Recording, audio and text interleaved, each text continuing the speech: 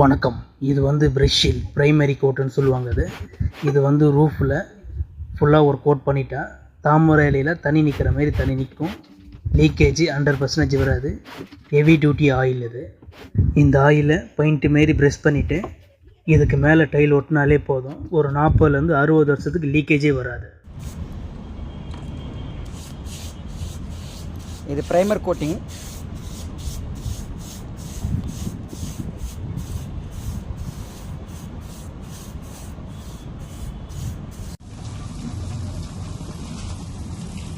நேற்று பார்த்தீங்கன்னா இந்த இடம் ஃபுல்லாக வந்து நம்ம வந்து ப்ரைமர் போட்டது பார்த்தீங்கன்னா